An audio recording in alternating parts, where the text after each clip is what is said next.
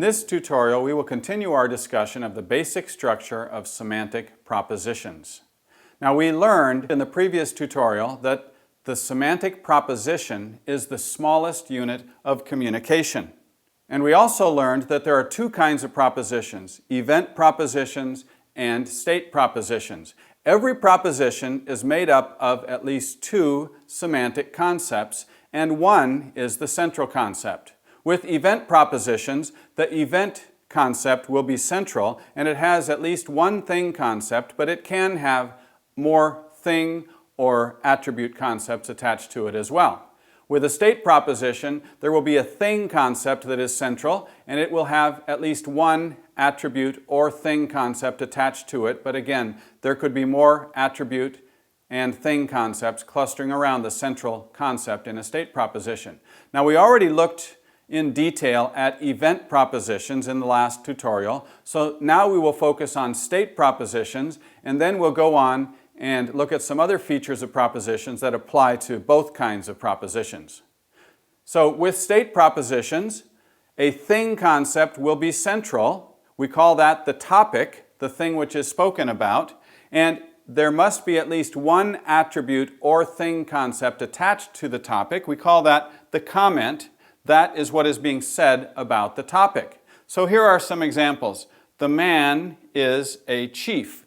In that case, man is the central concept. It is a thing concept. Chief is another thing concept that is attached to the central one. The man is a chief. That is a state proposition with two thing concepts. She is pregnant. In this case, she is the central thing concept. Pregnant is an attribute concept that is attached to the central concept. This is a bowl of rice. Jesus was at home. Now, with state propositions, as with event propositions, the semantics should be exactly the same no matter what language these state propositions are being put into. But the grammar could be very, very different from one language to another. So, for example, if we had a proposition where car is the central thing concept, it is the topic, the comment is me, or I, or my, and the relation between these two thing concepts is ownership.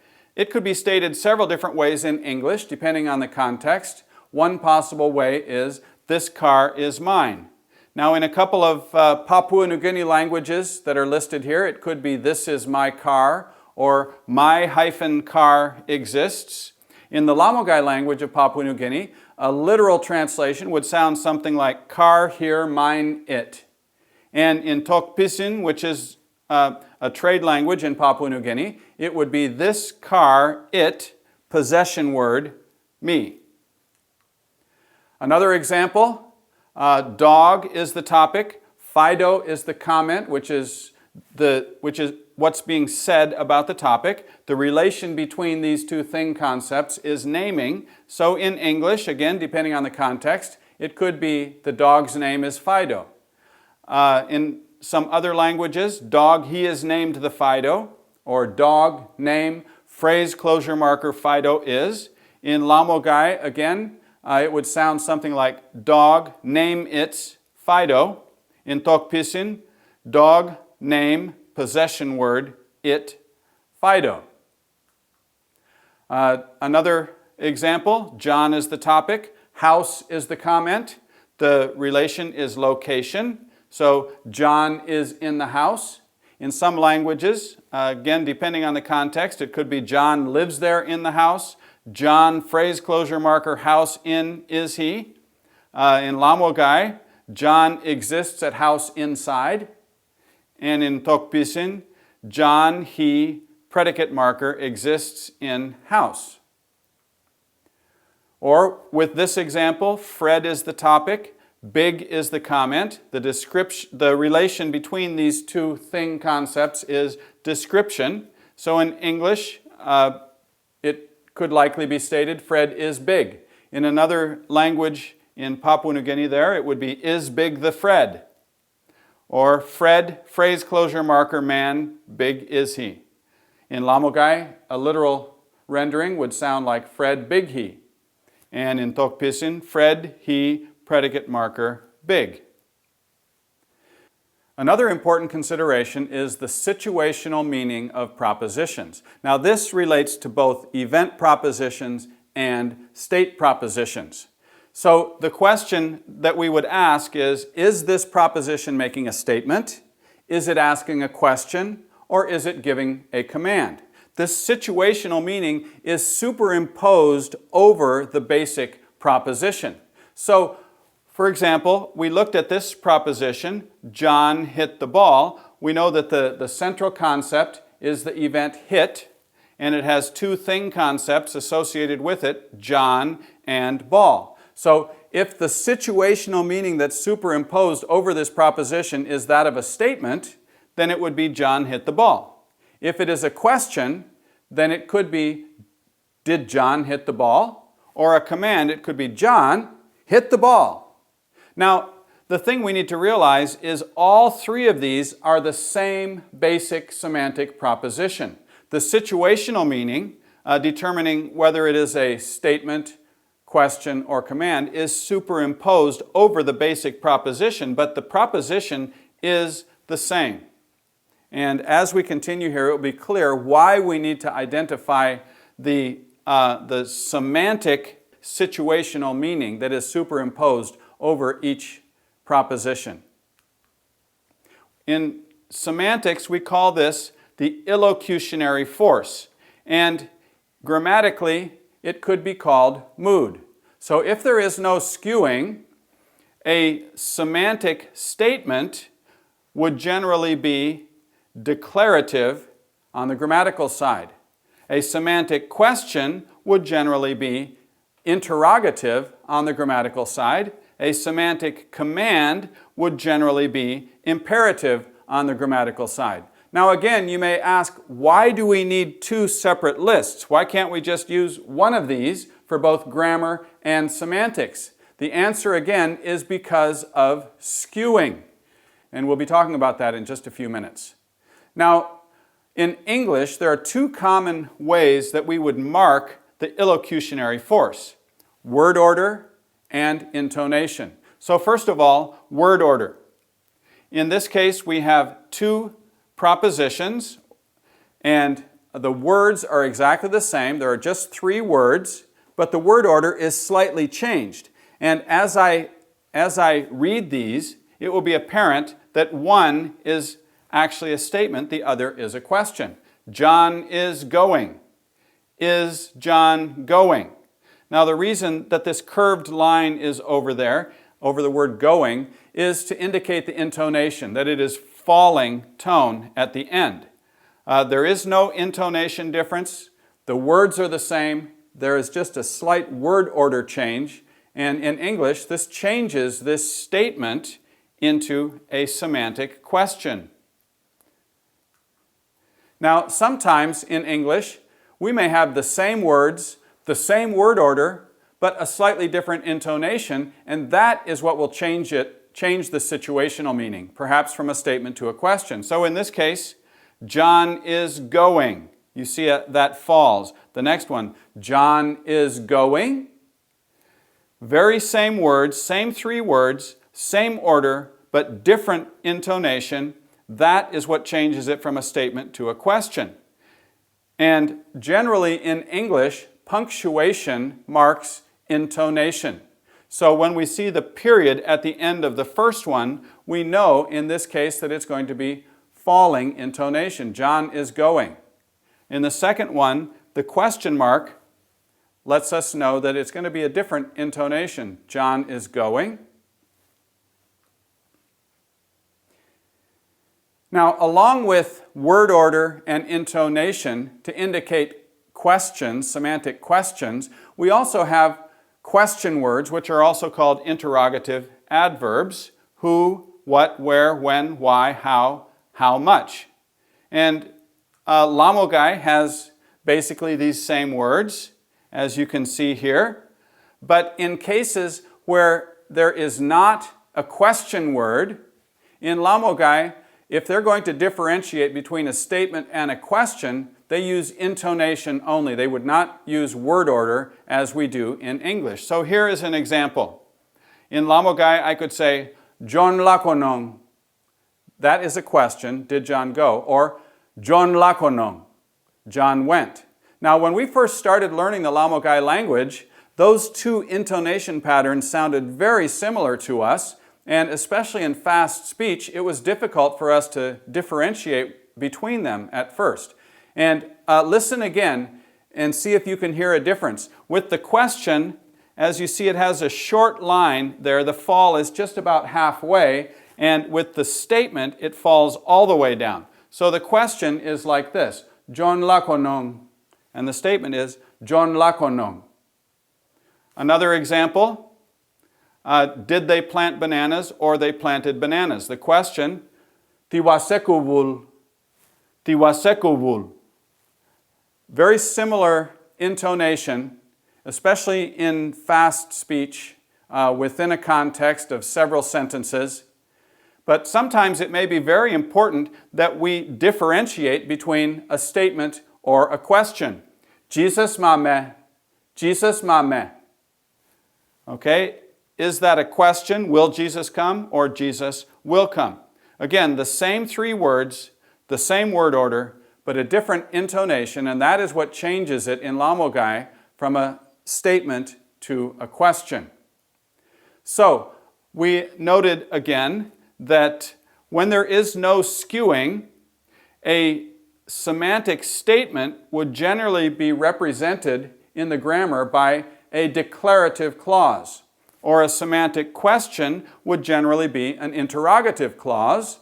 A semantic command on the grammatical side would generally be an imperative clause. But with the situational meaning of propositions, as with all other areas of language, there is often skewing. So, for example, a declarative clause on the grammatical side could actually semantically be a command. Look at this example. You didn't make your bed yet. Of course, that's the mother telling her young son. Is she simply notifying him of the fact that he did not make his bed? Is the expected response, oh, thanks for telling me, Mom. See you later. No, she's not just informing him that he didn't make his bed. It is declarative grammatically, but semantically she is intending a command. She is actually telling him, go make your bed. So when we transfer this into another language, we may not be able to retain the declarative clause because it may be assumed that it is just a semantic statement. When we translate it into another language, we need to determine the very best way. And in a number of languages, I assume the best way to translate this would be to put it actually as an imperative clause, put it command form in the grammar. Of course, we know that sometimes an interrogative clause on the grammatical side ends up being either a statement or a command on the semantic side. This is what we call a rhetorical question. A rhetorical question is basically a grammatical question that is not semantically asking for information. So every time we see a question when we are doing a semantic structural analysis, the first thing we need to ask ourselves is this a real question trying to find out information, or is it a rhetorical question? Then, if we determine it is a rhetorical question, the next thing we need to ask ourselves is, since this is not semantically a question, that means it's either making a statement or making a command. Which one is it? We need to figure that out as we are analyzing this particular clause. So again, we are, in our illustration, we are on that downward arrow. We're digging beneath the surface of the interrogative clause to determine the real meaning. Semantically, it's not a question if it's a rhetorical question, so semantically, it is either a statement or a command. So, for example, in John 18:25, when Jesus stood before Pilate, Pilate said, "Am I a Jew?" So, was he saying, am I a Jew? Was Pilate trying to figure out whether or not he was a Jew? Of course not. Pilate was making an emphatic statement. He was telling Jesus, I am not a Jew. So the rhetorical question is actually adding emphasis. He could have said, I am not a Jew. Instead, he framed it in the form of a question to make it more emphatic. Another example in Mark chapter 2, verses 6 and 7. The scribes were sitting there thinking to themselves, who can forgive sins but God alone? So were they trying to figure out among themselves who besides God can forgive sins? Of course not. They were again making an emphatic statement. They were saying, no one can forgive sins but God alone. Another example in Mark 4:40, when Jesus calmed the storm, Jesus was in the boat with his disciples. It said the waves were coming in, the boat was almost swamped, and Jesus was sleeping. They woke him up. Of course, he calmed the waves, he calmed the sea. Then he asked them two questions. Why are you so afraid? Do you still have no faith? So was Jesus trying to figure out why they were afraid? Of course not.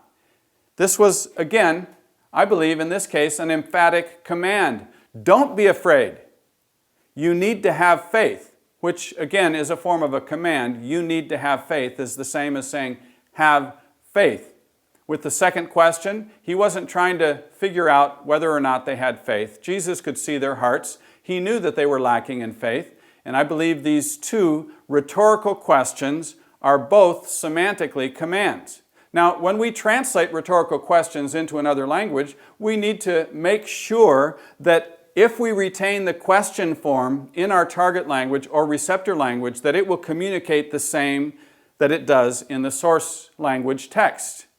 In Lamogai, when we encountered rhetorical questions, we found that we had to be a little bit careful. They do use rhetorical questions, but we found that a rhetorical question in Lamogai is much stronger than it often is in English. It's almost like a punch in the nose.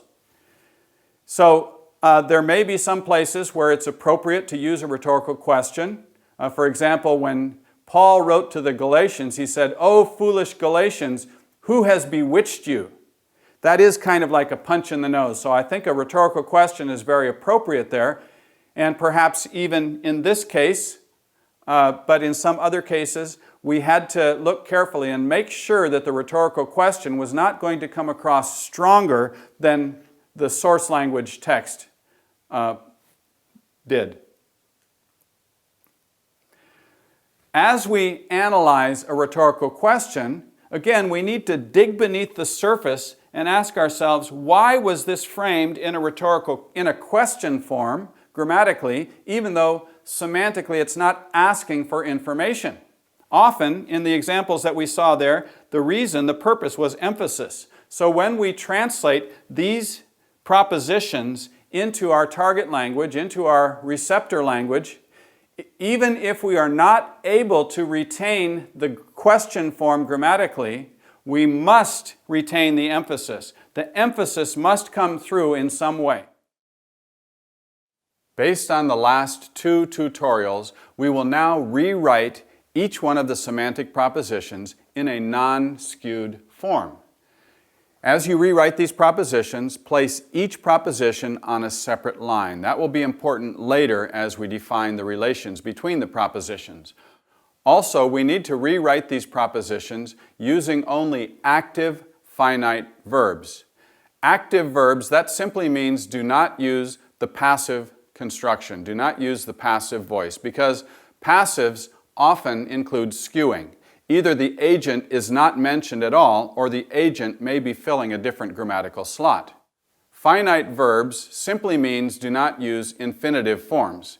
In English, infinitives are generally the verb with the little word to before it. To eat, to come, to go. We do not use infinitives when we rewrite unskewed propositions because the infinitives often also fail to identify the agent, the person actually doing the event. In rewriting these propositions, you need to include all participants explicitly. In some cases, we may not know from the context who some of the participants are. In that case, you can use parentheses and write someone, you could write something, or a person or people. As you rewrite these propositions, do not attempt to define the relations between the propositions. We'll do that later as a separate step.